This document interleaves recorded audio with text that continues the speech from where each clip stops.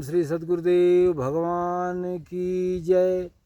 जो भजन हमने सुनाई गुरु से लगन कठिन है भाई, उसका अर्थ बहुत साधारण है। गुरु महाराज का मतलब, गुरु का मतलब यह होता है जो अंधकार से प्रकाश के तरफ हमको ले जाए, उसे गुरु कहते हैं। अंधकार का मतलब अज्ञान होता है, और अज्ञान मोह से उत्पन्न होता है। तो अज्ञान को नष्ट करके जो हमें ज्ञान क्या मतलब, परमात्मा की प्रत्यक्ष जानकारी का नाम ज्ञान है। ज्ञान किताब याद कर लेना या सुना देना कुछ याद करके, इसका नाम ज्ञान नहीं है। पोथी पढ़ के जगमुआ पंडित हुआ न कोई।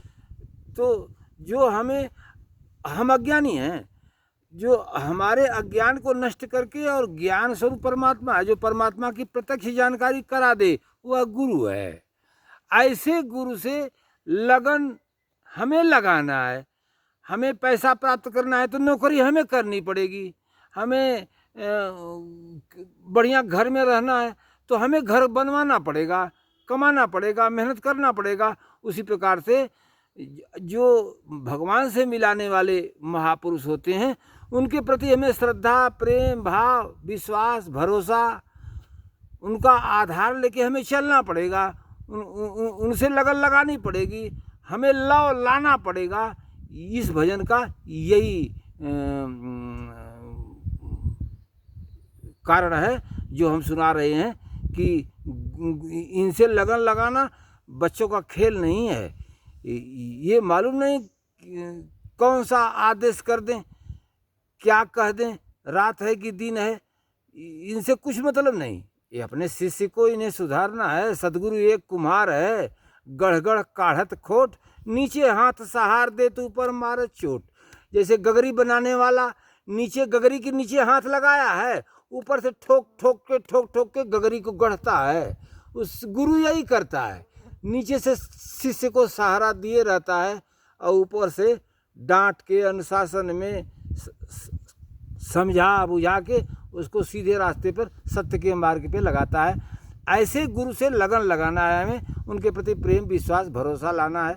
तो गुरु से लगन कठिन है भाई, इसलिए कठिन कहा गया कि इनसे लगन लगाना, इनके प्रति श्रद्धा भाव लाना बहुत आसान काम नहीं है। गुरु से लगन कठिन है भाई, लगन लगे बिन काम न बनी है। अब बिना इनके ऊपर भरोसा किए, विश्वास किए, बिना शरणागत हुए भक्ति मुक्ति मिलने वाली है नहीं। लगन लगे बिन काम न बनी है। भगवान राम कहते हैं, जब परलोक यहाँ सुख चाहू तो मम बचन हृदय दृढ़ गहू, सुलभ सुखद मारा गया भाई भक्ति मोर पुराण श्रुति गाई। मेरी भक्ति करो। अगर परलोक भी चाहते हो और लोक में भी, संसार में भी मान मर्यादा, रुपया पैसा, धन दौलत, लड़का बच्चा, जो कुछ भी चाहते हो, मेरी भक्ति करके तुम्हें सब कुछ मिलेगा। ऐसा राम कह रहे, रामचरितमानस में आप देख सकते हो। तो इस भजन में भी यही बताया गया कि गुरु से लगन कठिन है भाई, लगन लगे बिन काम न बनी है। अर्थात परलोक और लोक दोनों सुधारना चाहते हो तो सदगुरुदेव भगवान के चरणों में प्रेम, विश्वास लाना ही होगा, इनका आज्ञा मानना होगा। क्रमशः धीरे धीरे, वे महापुरुष बड़े दयालु होते हैं। वे आपकी स्थिति को समझते हैं कि ये बच्चा है, अबोध है, इसको अभी क ख का ज्ञान कराओ। MA BA का किताब नहीं ज्ञान देने लगेंगे, वे शुद्ध अवस्था से ही शुरू करेंगे। जैसे मास्टर साहब लड़कों को प्राइमरी अवस्था से ही पढ़ाते पढ़ाते तब MA BA लड़का कर पाता है। तो सदगुरुदेव अंतर्यामी होते हैं, वे अपने शिष्य को शुद्र अवस्था, अर्थात जो प्रथम स्कूल है, शुद्र वाला स्कूल प्रथम स्कूल है। ये शुद्र अवस्था एक स्कूल का नाम है, ये अवस्था है। फिर वैश्य एक अवस्था है, क्षत्रिय एक अवस्था है, ब्राह्मण एक अवस्था है। यह क्रमशः प्राप्त किया जाता है। गुरु के वचनों पर विश्वास करके, गुरु के प्रति श्रद्धा भाव ला के, गुरु के आज्ञा पे चल के ही ऐसा संभव हो सकता है। तजी घर द्वार सती हो निकसी, सत्य कर्ण को जाई। मान लो पहले सती प्रथा था हमारे देश में, किसी का आदमी मर गया तो लड़कियों से बोला जाता है चलो सती हो जाओ। तो वो प्रथा था, उस प्रथा का अनुपालन भी लोग करते थे। तो जब वो लड़की जाती थी सती होने के लिए तो वहाँ पंडित जी लोग बैठे रहते थे, कहते थे सोना चांदी जो पहनी हो हमारे पास यहाँ रख दो और इस लकड़ी की चिता पे चढ़ के जल जाओ। अब ये जल भी जाती थी। राजा राम मोहन राय, ब्रिटिश साम्राज्य था, उनकी बहन का हस्बैंड गुजर गया तो वह बहन अपने भाई राजा राम मोहन राय से कही कि भैया मैं जीना चाहती हूँ, मैं पढ़ना चाहती हूँ, ये तो ज़बरदस्ती है कि वो कोई मर गया तो हमें भी मरना ज़रूरी है, इस प्रथा को भैया ख़त्म करो, आप ब्रिटिश साम्राज्य में आपका पकड़ है, ये प्रथा ठीक नहीं है, ये तो ज़बरदस्ती हत्या वाली बात है। तो राजा राम मोहन राय ने ब्रिटिश हुकूमत से अपना बातचीत करके इस प्रथा को ख़त्म कर दिया। तो ये प्रथाएं बदलती रहती हैं। ये प्रथा कोई पत्थर का लकीर नहीं है, पत्थर का नींव नहीं है कि नहीं हटाया जा सकता, हटाया जा सकता है। जो कुप्रथा है उसे बदला जा सकता है। तो जो भगवान की तरफ हमें ले जाए उस रिवाज को मानना चाहिए, उस प्रथा को मानना चाहिए। तजी घर द्वार सती हो निकसी सत्य कर्ण को जाई। वे सती होने में ही अपना भलाई समझती थी। वो लड़की जाके चिता पे चढ़ जाती थी, समाज कहता था कि तुम चढ़ जाओ चिता पे, वो चढ़ गई। लेकिन नहीं, ये प्रथा गलत था, बदल गया, बहुत अच्छा हुआ। तजी घर द्वार सती हो निकसी सत्य कर्ण को जाई। पावक देख डरे ने तनिको कूद पड़े हर साई। गुरु से लगन कठिन है भाई। वह जबकि यह प्रथा गलत था लेकिन वह लड़की अग्नि में अपने आप को झोंक देती थी। दूसरा लाइन है नीचे वाला कि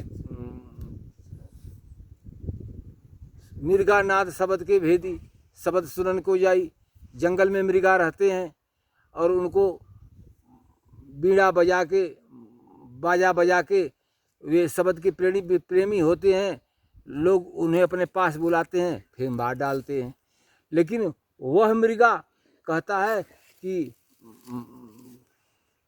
बहेलिए से कि मांस मेरा खा लो, खाल मेरा कढ़वा लो, लेकिन जब तक प्राण रहे मेरे अंदर तब तक ऐ बहेलिया तुम इस बीड़ा को बजाते रहो। आवाज़ से उतना उसको प्रेम है कि अपना जान देने को तैयार है। उसी प्रकार से महापुरुष के प्रति भी साधक का, शिष्य का ऐसा ही भावना होना चाहिए। फिर आगे है कि दो दल आए भीरे रण सन्मुख सुरा लेते लड़ाई। जैसे मान लो कि किसी एक देश दूसरे देश से लड़ रहा, एक गांव दूसरे गांव से लड़ रहा, इसमें भी सूरवीर होते हैं जो अपने आन बान शान के लिए मर तो जाते हैं, देशभक्त होते हैं, सीमा पर मर तो जाते हैं लेकिन भागते नहीं, और कुछ लोग भाग भी जाते हैं। तो यह साधना सूरवीरों का मार्ग है, एक कायरों का मार्ग नहीं है। इसमें गुरु की आज्ञा का पालन करते हुए अगर शरीर छूट भी जाती है तो गुरु भगवान होते हैं या आपके आत्मा के मालिक होते हैं। आपको फिर दोबारा मनुष्य तन मिलेगा, फिर आपको साधना करने का अवसर मिलेगा। यह साधना एक जागृति का नाम है। जब गुरुदेव भगवान के कृपा से आत्मा जाग जाती है तो फिर कई जन्म क्यों न लग जाएं, लेकिन जब तक भगवान नहीं मिलेगा गुरु भगवान आपका साथ नहीं छोड़ेंगे। ऐसा इसमें श्योर एंड सर्टेन विश्वास करने वाली बात है, ऐसा हमें विश्वास है। और आप भी अगर गुरुदेव भगवान के शरणागत हो जाते हो, आत्मा जाग जाती है, वो तो जागेगी जागेगी। उनके कृपा ये शक्तिपात करते हैं महापुरुष, तो आत्मा जाग जाती है। फिर माया में दम नहीं कि उस जागृति वाले क्रिया को कोई माया मोह नष्ट कर दे। थोड़ा समय लग सकता है माया मोह में, अगर साधक फंस जाता है फिर तो समय ज़्यादा लग सकता है लेकिन नष्ट नहीं हो सकता यह जागृति। इसलिए भरोसा के साथ साधक आगे बढ़ता है अपने गुरु के वचनों पर विश्वास करके। फिर नीचे वाली लाइन है कि छाड़ो अपने तन की आशा। यह तो शरीर एक न एक दिन नष्ट होगी जरूर। अगर हम इस शरीर से भगवान को प्राप्त करने के लिए प्रयास करते हैं, अवसर ही छूट गई, अब प्राप्त नहीं हो सका, तो चिंता की कोई बात नहीं है। फिर मनुष्य तन मिलेगा, फिर साधना कर अवसर मिलेगा। भगवान अब जब तक नहीं मिल जाएंगे, यह माया मोह में दम नहीं कि उस साधक को फंसा के रख ले। ऐसे ही बुद्ध भगवान थे, 200 जन्म के चले हुए वे पथिक थे, और यह लास्ट जन्म था जब बुद्ध भगवान को उपाधि मिली परम संत की। भगवान उपाधि देते हैं परम संत की, साधु भगवान लाइसेंस देते हैं। ये किसी आदमी की बस की बात नहीं है कि आदमी 4 आदमी कह दें तुम साधु तो साधु, 4 आदमी कह दें तुम सवाधु तो सवाधु, यह बात नहीं है। भगवान लाइसेंस देते हैं, अंदर से हृदय से कहते हैं तुम साधु हो, दुनिया माने चाहे न माने। तो दो दल लास्ट वाला है कि छाड़ाऊ अपने तन की आशा, निर्भय होए गुण गाई, और कहत कभी सुनो भाई साधो, नहीं तो जन्म न साई। यह मानव जन्म बेकार व्यर्थ में चला जाता है, केवल माया मोह के चक्कर में, और न संसार ही मिल पाता है, न भगवान ही मिल पाए, न संसार का सुख भोग पाए 1000-2000 साल, न भगवान से ही मिल पाए, और मानव तन नष्ट हो गया। इसलिए मानव तन की सार्थकता इसी में है कि एक महापुरुष के प्रति जो वर्तमान में हो पूर्ण समर्पित हो जाओ, और अवश्य भला होगा, इसमें दो राय नहीं है। बोलो गुरुदेव भगवान की जय।